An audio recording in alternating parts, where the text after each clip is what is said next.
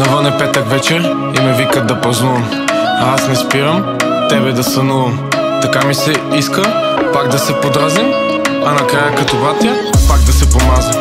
Толкова въпроси в главата ми аз имам, а как ми се иска за последно с тебе да се снимам. Като по-голям брат отново тръгна преди мен, до края аз оставам най-верният ти фен.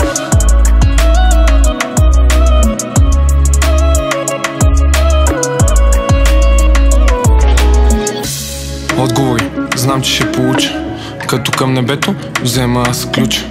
Като бате посрещна ме с прегръдка, като видя Сара да играе с някоя хрътка. Въпроси хиляди през главата ми минават, а вечер пак за някой болен дават. Понякога се чувствам като лего и трябва да загърбим шибаното его. Единствена обаче остава си душата, накрая тя към рая отваря ни вратата. Не мога да те помня, Лене, защото вътре в мен гориш. Надявам се, братко, за всичко да простиш.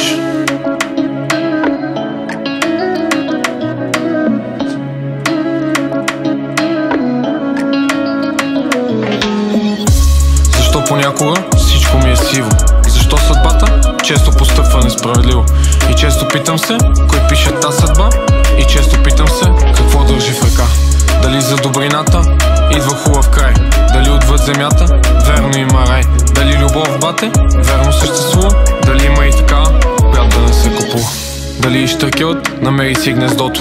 Дали и просекът легна си в леглото? Дали накрая слепия проглежда? Дали ще види как България повежда? Дали накрая доброто побеждава?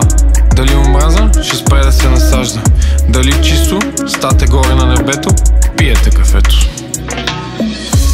Знам, че гледаш колко ме боли, но братко, моля те, пак ме разбери.